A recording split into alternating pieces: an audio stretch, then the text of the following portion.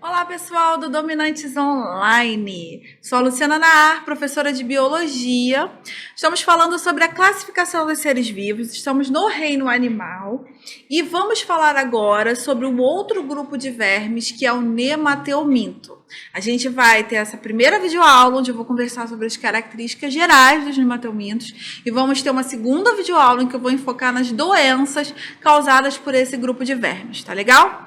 Então, olha só, como características gerais, são vermes com corpo cilíndrico e sem segmentos. Isso significa nemateumintos. Eumintos em biologia, verme, né? Vermes de corpos cilíndricos, ok? E sem segmentos. Eles não têm membros locomotores e muitos são parasitas. Os de vida livre não têm mais que 1 centímetro de comprimento e podem apresentar hábitos terrestres ou aquáticos. São protostômicos. O que significa isso? Formação de boca antes de ânus, ok?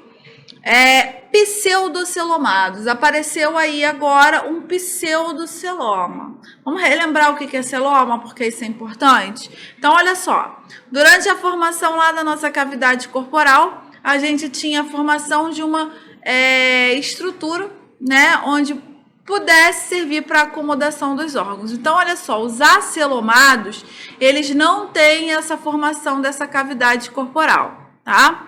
Aí, então, quando a gente corta, no grupo dos plateumintos, por exemplo, aqui é uma planária, né, a gente vê a cavidade digestiva, a epiderme, ele não tem nenhuma cavidade aqui para acomodação de possíveis órgãos.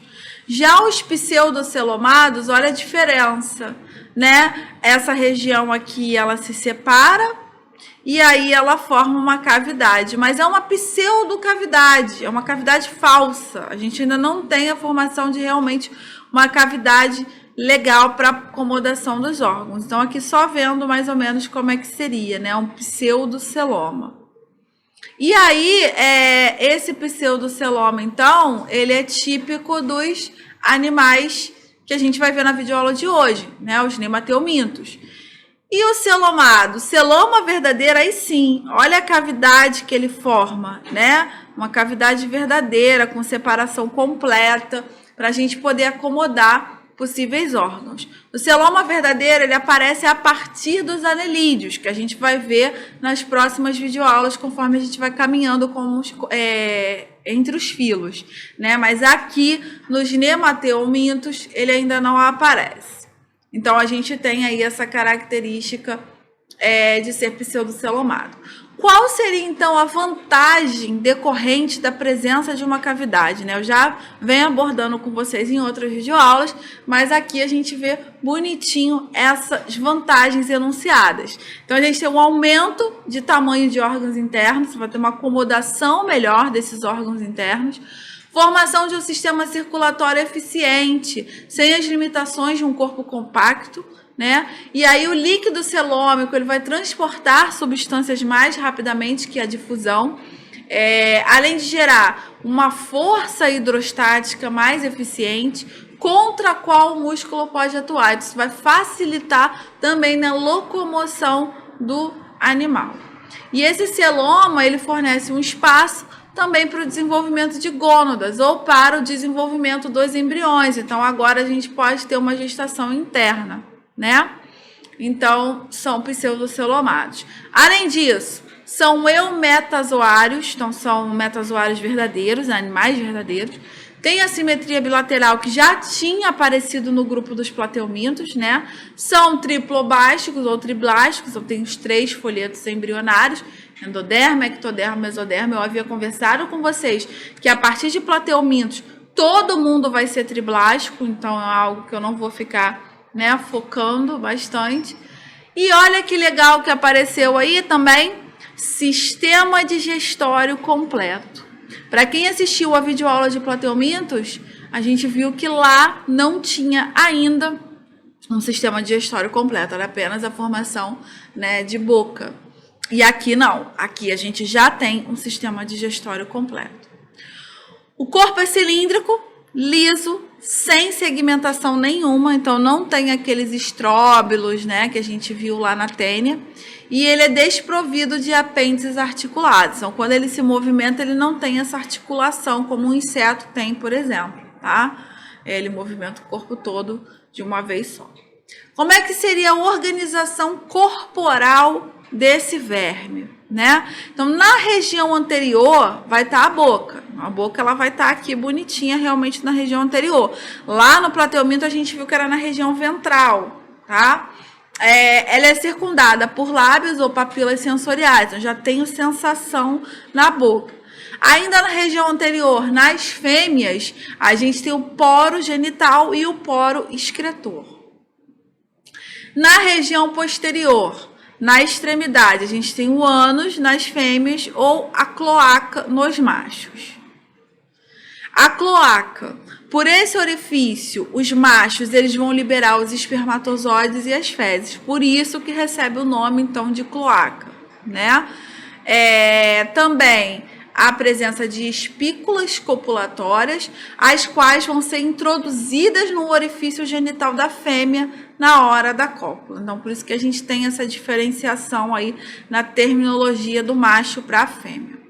O sistema nervoso dos nemateumintos.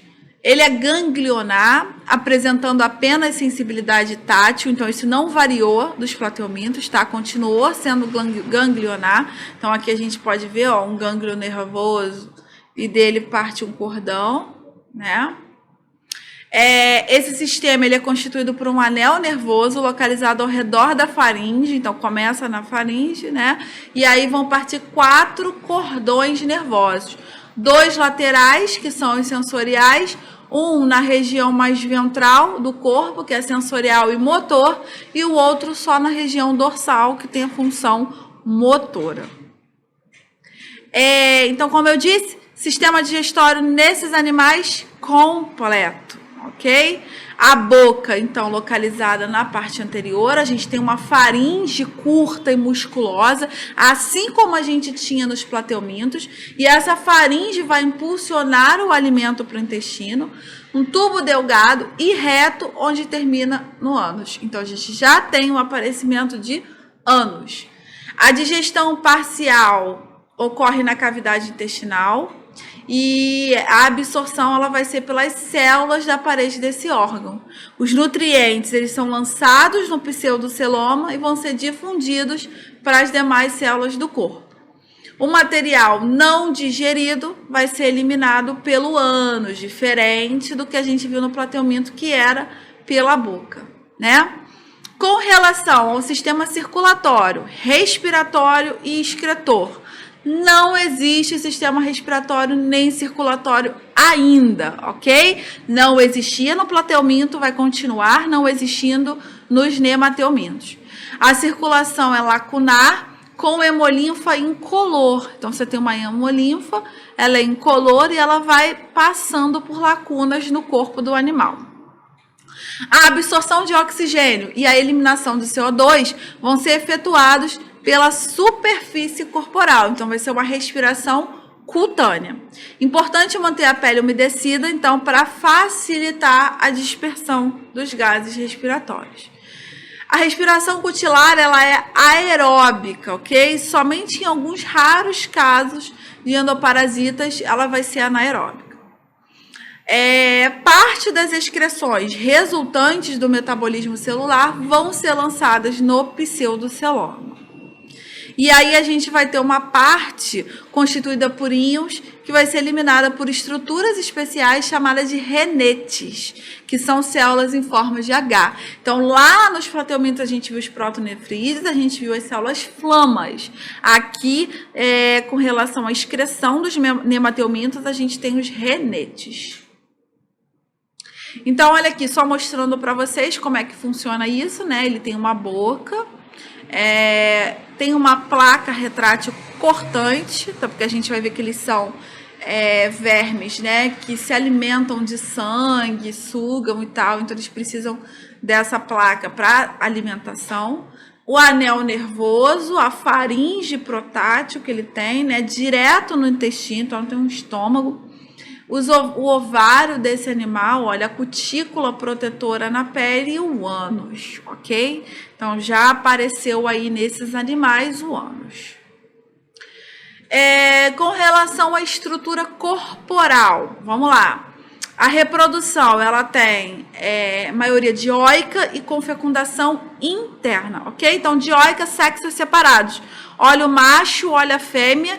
A gente tem uma diferença no tamanho e o macho, ele tem esse gancho na região posterior dele, que é enroladinha, tá legal?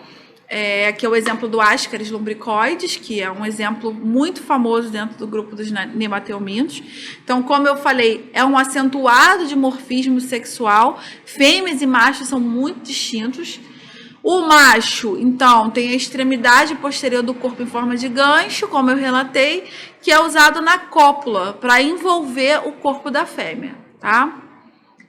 E para a gente finalizar, então, a grande importância do grupo dos nematóides são os nematóides que têm afinidade com o ser humano, né? Na verdade, que utilizam o corpo do ser humano como moradia. Então, são os parasitas, tá? Por isso que é um filo também muito importante, muito cobrado em prova. Dentro dos representantes dos nematóides, a gente tem o Ascaris lumbricoides, que é a famosa lombriga. Temos o ancilostoma do Odenale, famoso por causar uma doença chamada amarelão ou ancilostomose. O ancilostoma brasiliensis, que é o bicho geográfico.